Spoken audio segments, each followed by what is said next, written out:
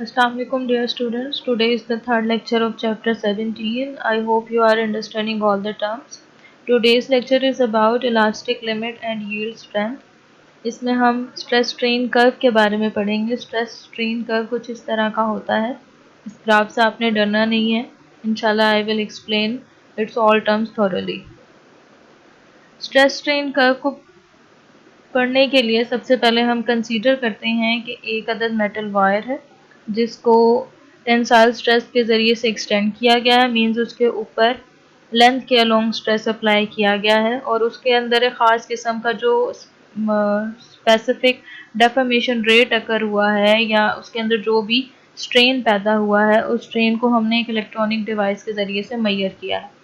इस तरह की एक मशीन का सैंपल आपके बुक में भी दिया गया है। ये 2 पॉइंट्स हैं। इन 2 पॉइंट्स के दरमियान में इस मेटल वायर को रखा जाता है और इन दोनों पॉइंट्स के ज़रिए से ये मूवेबल है। इसके ज़रिए से इसके ऊपर स्ट्रेस अप्लाई किया जाएगा। इसको अपवर्ड मूव करेंगे, मेटल वायर पुल होगी अलोंग लेंथ, उसके टेंसाइल स्ट्रेन प्रोड्यूस होगा और जो भी उसके कॉरेस्पॉन्डिंग रीडिंग आती जाएगी वो आपको इस मॉनिटर पर नज़र आ जाएगी।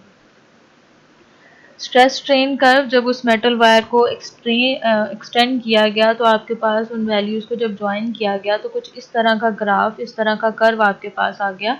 अब इस कर्व को हमने बारी बारी इसके पॉइंट्स देखने हैं। इसके अंदर एक ख़ास चेंज आया है हर एक वैल्यू के बाद। तो इन तमाम पॉइंट्स को हमने देखना है। स्ट्रेस जो है वो अलोंग वाई एक्सिस है और स्ट्रेन जो है वो अलोंग एक्स एक्सिस है। पहला जो आपके पास पॉइंट आता है वो आता है प्रोपोर्शनल लिमिट का। इस पॉइंट से पहले पहले जो आपके पास ग्राफ है वो एक स्ट्रेट लाइन है। स्ट्रेट लाइन का मतलब है कि जैसे जैसे स्ट्रेस को हमने इंक्रीज किया है स्ट्रेन के अंदर लीनियरली चेंज आया है। अब ये जो लीनियर चेंज है ये हुक्स लॉ को ओबे कर रहा है। मीन स्ट्रेस जो है वो डायरेक्टली प्रोपोर्शनल है स्ट्रेन के। इस लीनियर चेंज के बाद आपके पास लाइन जो है वो थोड़ी कर्वी हो जाती है और एक ख़ास पॉइंट आपके पास मिलता है जिसे हम बी कह रहे हैं, इलास्टिक लिमिट। ये वो पॉइंट है। इस इलास्टिक लिमिट और प्रोपोर्शनल लिमिट के दरमियान ये जो कर्व आपके पास आया है ये स्टिल जो है स्ट्रेस के डायरेक्ट स्ट्रेस और स्ट्रेन इस पॉइंट के दरमियान में डायरेक्टली प्रोपोर्शनल है, लेकिन ये हुक्स लॉ को ओबे नहीं करेंगे। इस दौरान जो आने वाले कांस्टेंट की वैल्यू है वो थोड़ी डिफरेंट होंगी। यहाँ पर जो आपके पास बी है, अगर आप इस पॉइंट पर से स्ट्रेस अप्लाई जो आपने किया हुआ है उसको रिमूव करें तो दोबारा मेटल वायर अपनी ओरिजिनल हालत में आ जाएगी। इसीलिए इसे इलास्टिक लिमिट कहते हैं कि ये एक मटेरियल की इलास्टिसिटी की आखिरी हद है कि जहाँ तक वो स्ट्रेस को बियर करेगा। अब आपने स्ट्रेस अप्लाई किया तो उसके अंदर डेफॉर्मेशन होना स्टार्ट हो जाएगी और जो पीछे रिट्रेस नहीं हो सकेगी। मतलब कि दोबारा अब इस पॉइंट से आगे अब जितना भी स्ट्रेस अप्लाई करेंगे वो उसके अंदर परमानेंट चेंज को लेकर आएगा और अब मटेरियल जो है, जो वायर है, वो दोबारा अपनी ओरिजिनल हालत पर वापस नहीं आएगी। जो इसका लास्ट पॉइंट है वो यूटीएस से शो किया है। UTS means ultimate tensile stress, कि ये वो मैक्सिमम स्ट्रेस है जो कि एक मटेरियल विद स्टैंड कर सकता है। मतलब एक मटेरियल मैक्सिमम ये वो स्ट्रेस की वैल्यू है जो वो बियर कर सकता है, इसलिए इसको हम अल्टीमेट टेंसाइल स्ट्रेस कहते हैं। अल्टीमेट टेंसाइल स्ट्रेस के बाद अब इस मैक्सिमम पॉइंट के बाद ग्राफ जो है वो नीचे की तरफ आ रहा है, जो कि ये शो करता है कि इस अल्टीमेट स्ट्रेस के बाद मेटल वायर है वो किसी भी पॉइंट पर ब्रेक हो सकती है, टूट सकती है और वो मैक्सिमम स्ट्रेस जो कि उसको तोड़ने के लिए इस्तेमाल होगा या जो जिससे वो फ्रैक्चर हो जाएगा, उस स्ट्रेस को हम फ्रैक्चर स्ट्रेस कहते हैं। ये वो डी पॉइंट है। इसके बाद मेटल वायर का स्ट्रक्चर ख़त्म हो गया है, वो टूट गई है। अब उसके अंदर कोई भी एबिलिटी बाकी नहीं रही।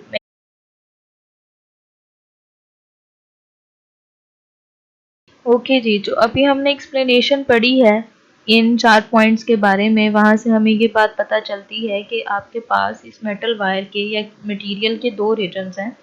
एक रीजन के अंदर ये 2 पॉइंट्स इंक्लूड होते हैं। ये वो 2 पॉइंट्स हैं कि आपके पास बी पॉइंट के बाद अगर आप मज़ीद स्ट्रेस अप्लाई करेंगे तो वो उसके अंदर परमानेंट चेंज अकर होना स्टार्ट हो जाएगा और इस बी पॉइंट से पहले पहले मटेरियल अपनी असल हालत में वापस आ सकता है। तो इस रीजन को हम इलास्टिक रीजन कहते हैं। Material can return to its original position और इसके अंदर ये 2 पॉइंट्स हैं। अब इस बी पॉइंट के बाद अगर अब आपने मजीद फोर्स अप्लाई की तो इसके अंदर प्लास्टिसिटी पैदा होना स्टार्ट हो जाएगी। मटेरियल जो है वो अपनी ओरिजिनल हालत पे वापस नहीं आ सकेगा, वो प्लास्टिक रीजन के अंदर दाखिल हो गया और ये आपके पास अल्टीमेट टेंसाइल स्ट्रेस है। और ये आपके पास यहाँ पर अब ये कर्व नीचे आ रहा है, तो ये नीचे आने का मतलब ये है कि अब मटेरियल ऐसी सिचुएशन में आ गया है कि आप स्ट्रेस की थोड़ी सी भी वैल्यू लगाएंगे तो वो टूट जाएगा।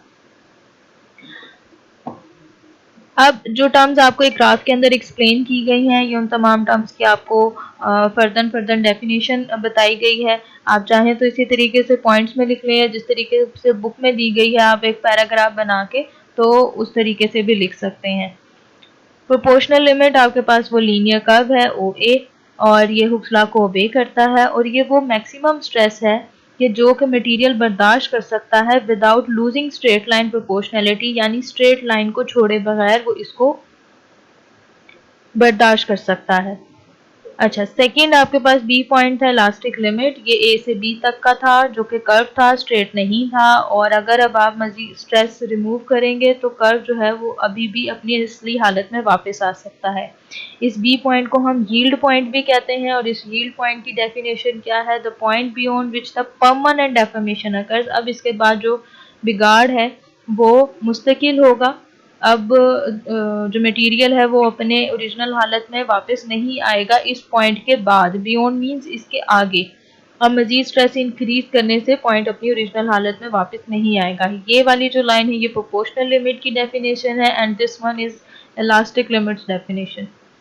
अच्छा, सेकेंड रीजन है प्लास्टिक रीजन। उस ये वो अब जब स्ट्रेस उस पॉइंट यील्ड पॉइंट से आगे हम अप्लाई करते जा रहे हैं तो मटेरियल जो है वो परमानेंट चेंज हो रहा है from B to C.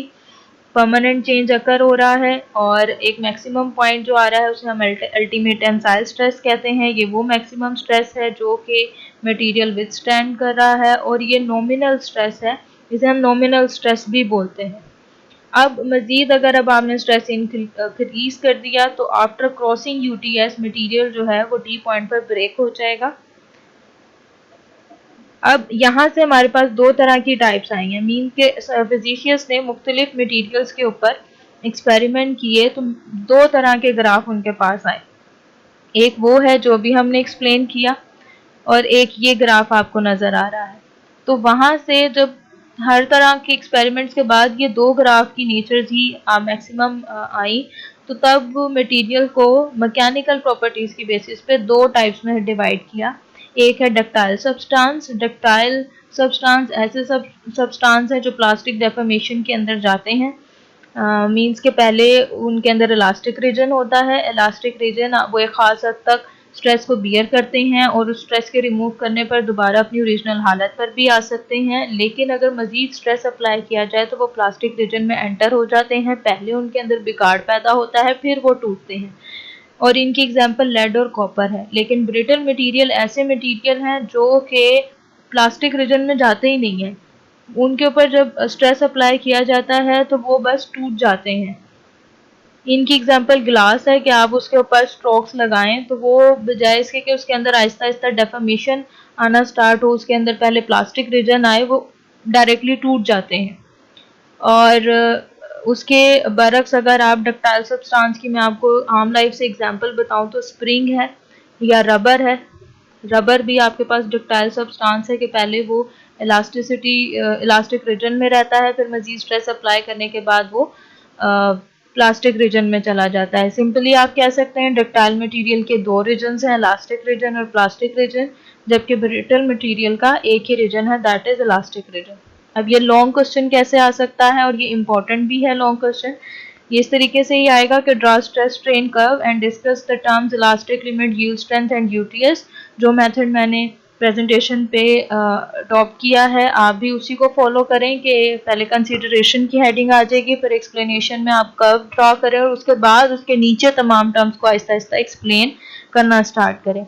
Short question सारी की सारी डेफिनेशंस है, इलास्टिक लिमिट है, प्रोपोर्शनल लिमिट है, अल्टीमेट टेंसाइल स्ट्रेस है, इलास्टिक रीजन है, प्लास्टिसिटी, प्लास्टिक रीजन। और इनकी चूँकि आपको हर डेफिनेशन में एग्जांपल नहीं मिल रही, सिर्फ 2 की ही आपने देखी है, तो जहाँ पर एग्जांपल है वहाँ पर ज़रूर दें। अपना ख्याल रखें। अल्लाह हाफ़िज़।